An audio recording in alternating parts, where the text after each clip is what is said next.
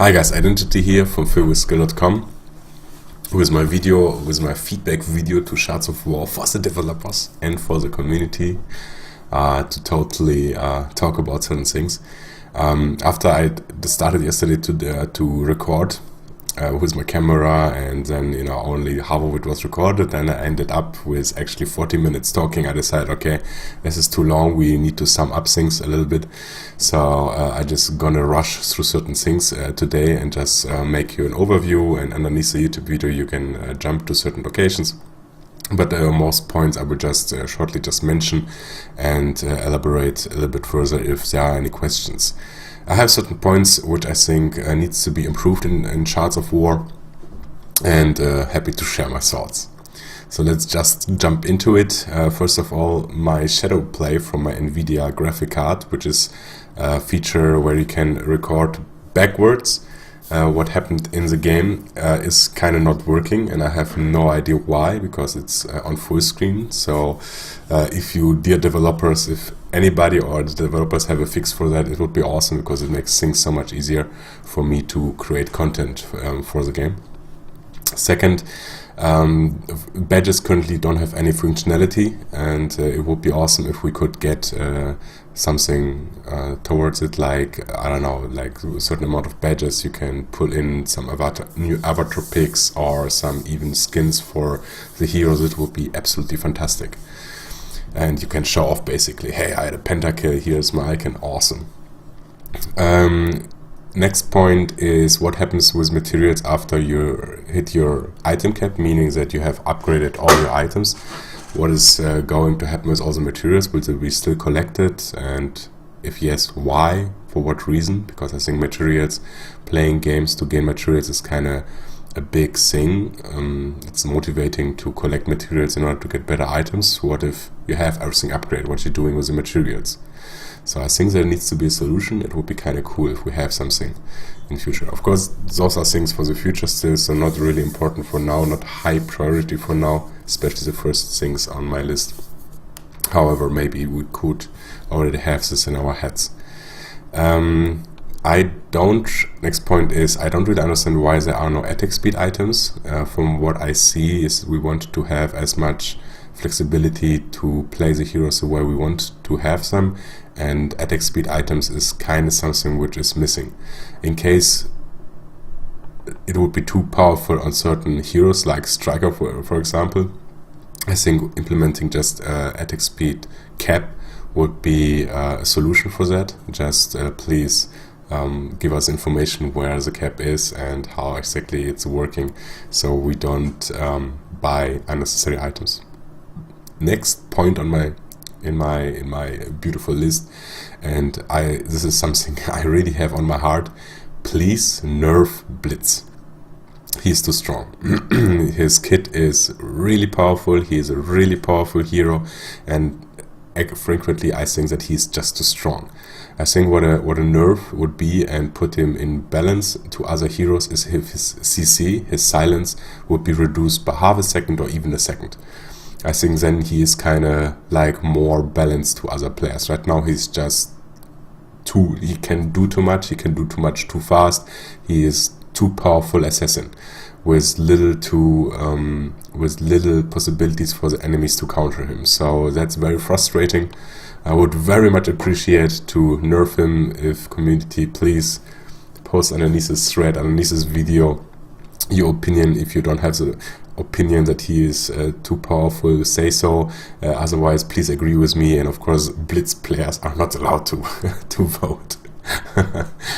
Next thing, which I think is too OP in the current states, is deflector field. Deflector field is returning any damage which is coming in to an area around the hero, and it makes this item quite too powerful. If there would be like a deflector field for, let's call it tech damage, these are abilities which are doing damage, and normal damage, this would be two separate items. I think then it would be more fair.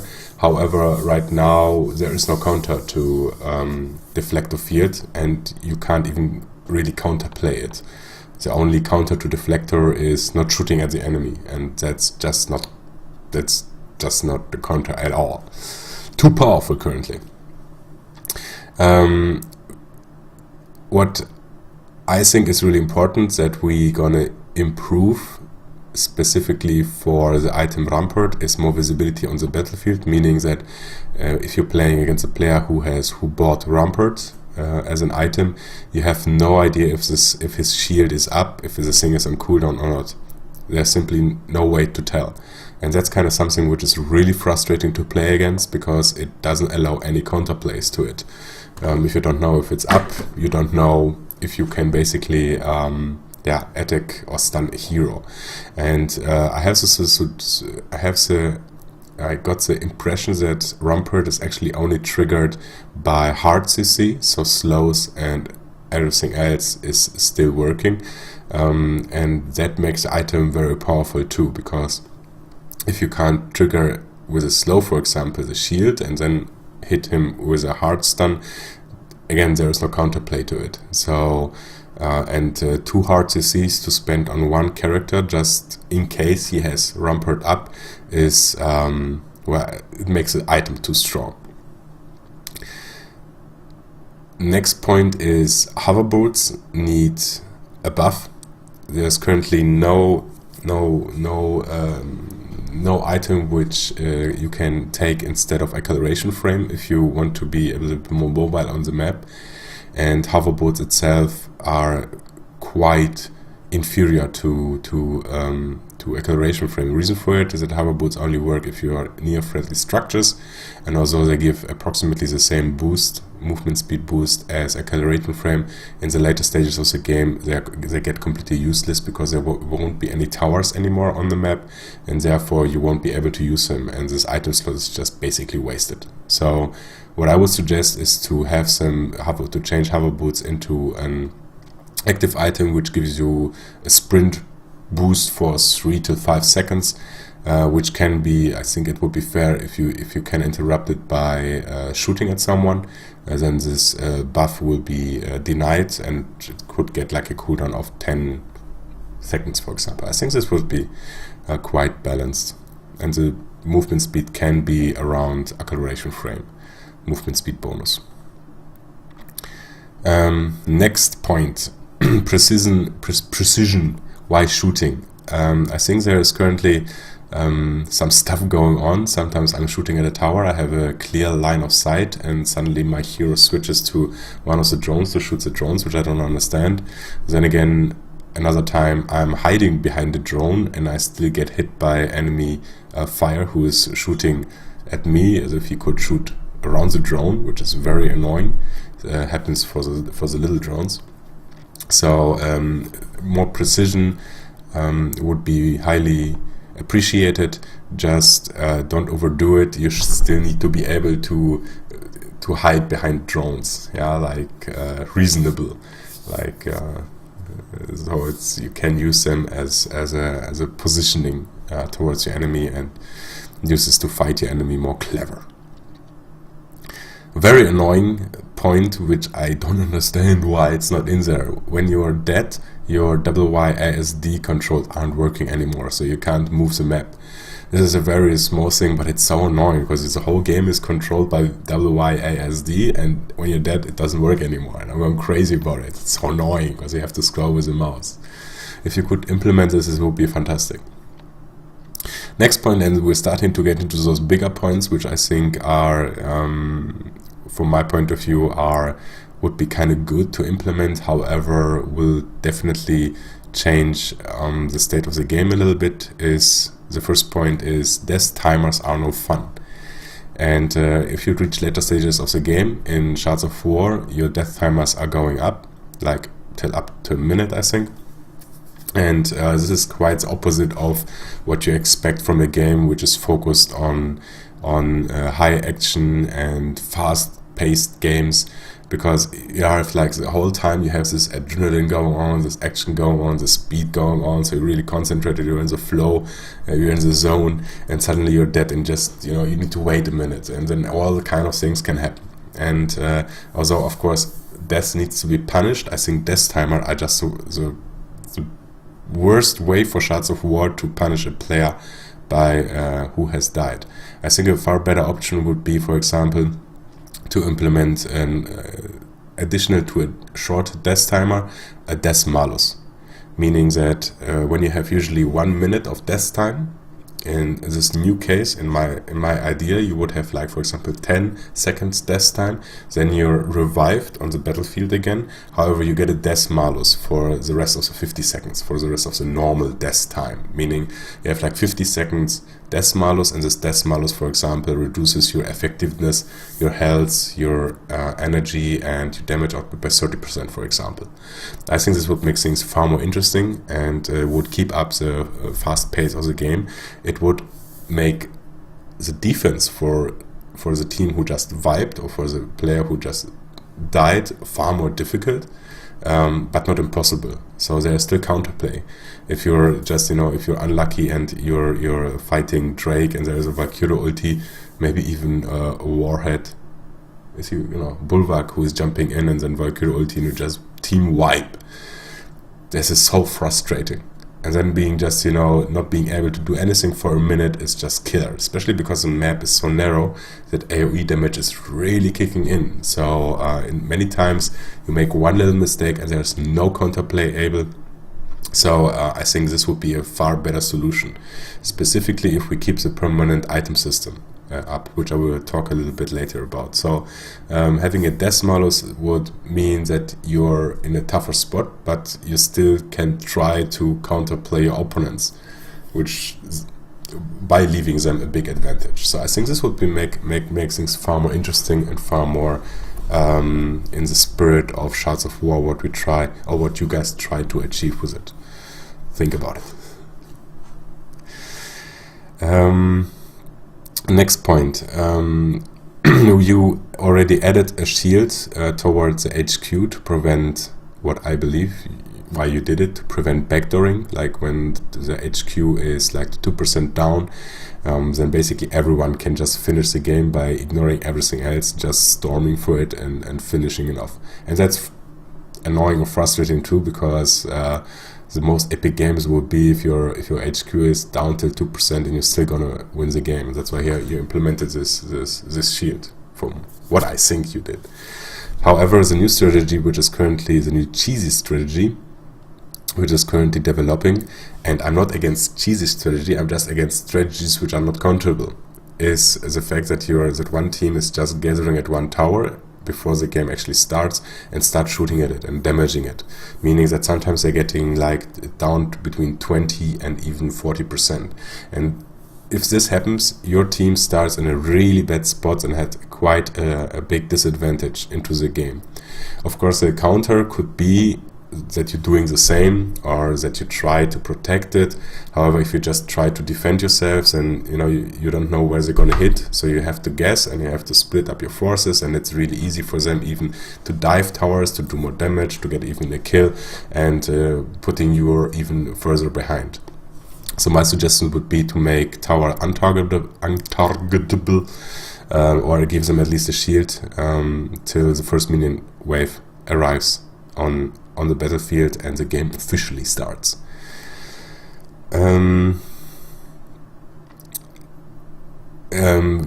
About towers, I have a little bit an issue that towers are very useless currently in the game. They are there, and they do even sometimes damage.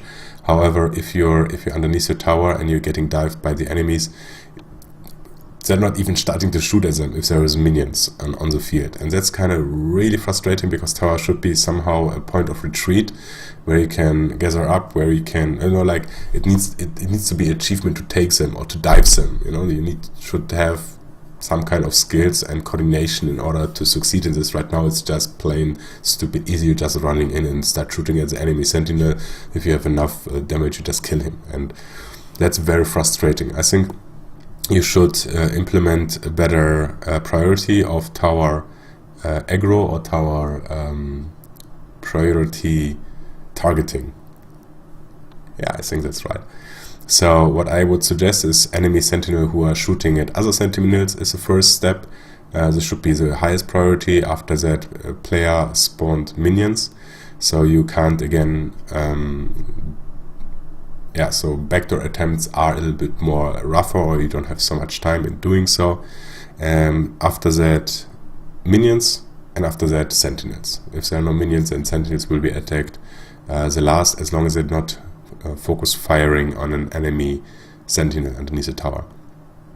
Additional to that, I think tower should be unstunnable, because I think that I saw that someone shot a rocket at them and they were just stunned and doing nothing, and I think that's not a good thing. I think it makes them too weak and too easy to take. So that's my part about what I have as a feedback towards the towers. So I really think that it should be buffed. Then about the drones and in general map control. Currently the drones are very straightforward. We have the artillery drones, we have the tank drones, and we have Drake. I think with Drake everything is okay. I think this is quite a nice strategical point on the map objective which you can take in order to get an advantage. I think artillery drones are pretty awesome, and they're doing exactly what they are supposed to do, and they're fun to play with and against. The reason for it is that it's fun to defend them because they're kind of weak. It's fair to kill them because you just need to have a little bit more awareness, and if artillery drones are moving in, well, you need to be there to defend them, to kill them, and you can kill them rather easily, so that's easily counterable. However, I really don't like tank drones. Tank drones are no fun in my opinion. If you kill them, they are spawning into the mid lane, they're running into the mid lane and start pushing, and those tank drones are like mini Drakes, and they're like quite strong. So meaning if for example there is a Drake attempt going on, and at the same time you have the situations that there are certain tank drones in mid, and you're putting just, okay, Gemini, go defend the tower please, we need to fight for the Drake or other objectives on the map. And now Gemini is running into the mid lane, and then she's like shooting at them, really concentrated with all her output, and she's angry, and you want to get them down, and like 3 minutes later the first one goes down, and 6 minutes later the second one goes down, and that's no fun. That's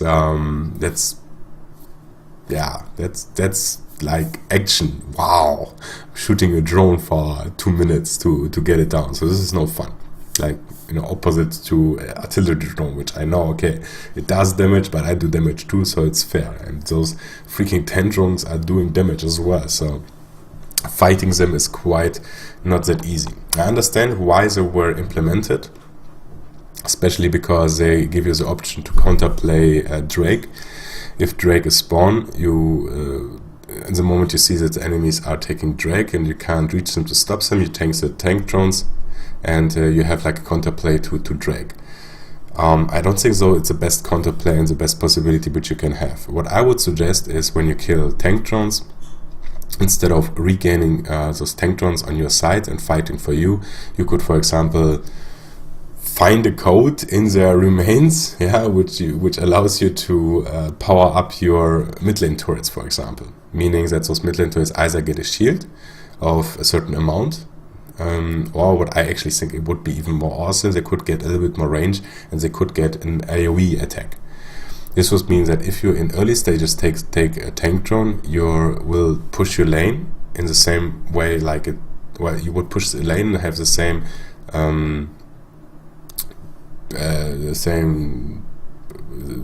thing what a tank drone would do, but you would push the lane by passive, meaning that creeps which are pushed into your lane will be killed far faster, and therefore your creeps are gonna push into the other lane. I think this is far more fun to play with and play against than tank drone itself. And actually, I think when I would go with the option not the shield on the towers, but with for example with either higher attack speed or with doing AoE in this area, because still you can take those towers down if you push into them with your creep wave. You have still options. Tank drones are really they're like a rock in the action gameplay. No fun. You need basically your whole team to defend them, and the maps and Shards of War is inviting you so much to split teams, to counter to split push, to counter push, takes ninja-like objectives, and another team is taking something else or doing something else. So I would suggest to remove tank drones and also remove them as in form from the respawn. It's coming to your lane, but that gives them another functionality. Yes. Okay, so the next point is actually about drones too, and just for my soul, and for another reason which I will talk about it right now, I really find the idea, I always make fun of the idea that you shoot a drone to pieces and then the drone magically appears again and flies to your lane to shoot for you. It's like, why would that happen? What I think is far more awesome would be if the drone dies, you stand on the remains for like 1-2 seconds, and then you're repairing and reprogramming it, and then it starts flying. And while I was thinking about it, actually I had a game where it happened like 1, 2, 3 times that that 2 times me and 1 time another person, that we were stealing the drones, meaning that the team was fighting a drone, they were getting them really low, suddenly a Cobra or a Valkyrie jumped in, last hit this drone, got all the XP for it, and got the drone itself on their side. And although I like this sniping of drones because it is a strategic option, you kind of have to admit, or I have to admit, that it's actually quite frustrating for the enemy team because there is only little to no counterplay to it. Only a team which is really good coordinated can stop someone of really running into and sniping these drones in the very last second. And I don't think that we should already at this point make this game towards pro play. So for beginner or casual players, this is a very frustrating moment. So what I would suggest is to implement this feature of repairing and reprogramming, because then even if a snipe happens or a steal happens, someone jumps in and takes it away, he gets the experience, but the other team still can get the boni of this drone by reprogramming it. Of course, if the whole team moves in, snipes, and then they can reprogram it too, of course. Yeah, I'm just talking about the fact if you just jump in like crazy and just last hit it and then die, basically, because for now it's totally worth it if you do so. And yeah, I think this would make things a little bit more fair and not frustrating. And what else? Yeah, I need to talk about the permanent item choices, which I think are a little bit, the idea behind it is a little bit problematic in my eyes, or let's say the result is a little bit problematic in my eyes. And actually I'm not sure if I understand the idea why you have a fixed item choices, meaning that the item which you choose for team level A will always be this one, and team level B throughout the game they are static, you can't change them anymore. I don't know why exactly. Maybe there is an awesome idea behind it, so I'm not going against the idea itself. However, this system creates certain problems. For example, if one team is like 2 or 3 levels ahead of an enemy team, they start, of course, choosing their items, and the second team, therefore has actually the option to counter those items and their play by choosing counter items in an ideal way. Let's just talk about ideal situations. And that actually results into a counter play, which is not counterable. Meaning team A, who was advanced, gets countered with the item, and then team A has never the chance again to actually counter their items or counter what they're building. And that's kind of like, that's not a good option, because it somehow feels a little bit like the team who has a bigger advantage, well, gets punished for having an advantage, and that doesn't feel right. So I actually was thinking about an example, but now I don't remember exactly what I was having. Like for example, it's just the stupid idea, okay, one team is quite ahead, and you preparing yourself to face those tanky teams of your enemies, because you assume with the character choices, oh yeah, they're gonna go tanky, so I need to have items which counter their tankiness or give me more survivability, so I can survive an onslaught and team battle longer, and it makes those choices, and then suddenly the other team completely goes into offensive mode, and you completely get catched off guard. So yeah, that's one of the problems. Other problem is that, for example, a game is completely different in the beginning stages, in the early game, in the mid game, and in the late game, and you need completely different, usually, stuff towards it.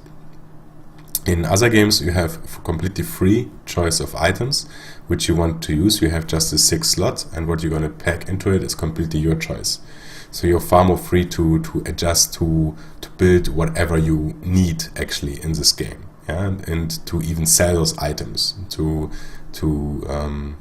rebuild your hero to the situation which is needed. Of course, in other games there is this limit of you need to have the gold for it, and you need to farm gold, which we don't have in Shards of War, and I'm okay with not having this farm thing in Shards of War, but taking away the item to redo my item choice if I have to is kind of a little bit, yeah, I don't like it. I don't feel like it's balanced. So yeah, I don't feel like it doesn't feel balanced to me. It's like, okay, you're gonna choose, and then you have to stick to it, although you know already, okay, I need this and this and this in order to counter my enemies, and I just don't have the option to do it. And that's very frustrating. So, yeah. Because, for example, Bulwark Valkyrie combo, Bulwark, he was Bulwark, no? Yeah, Bulwark jumps in, Valkyrie stuns, Bulwark stuns, jumps in, stuns, and Valkyrie is killing everything. It needs just to work out once, technically, in late stages of the game, in order to just push into the enemy base and win the game. And if you don't buy Rampart at this point, or the other item which unleashes you from a CC, or this shield item, then you're screwed, and you never can undo this thing. And so yeah, I hope you guys follow me. Please give me your feedback, what you guys thinking. So what my suggestion to it would be, I have several ideas behind it. One would be to create like item pools, meaning that you can, for example, from A to C and from D till F, you can select the slots the way you want. This is just, by the way, an idea. There will be most likely some switching has to be done in order to make it balanced, but this would be one of the ideas, to be a little bit more balanced.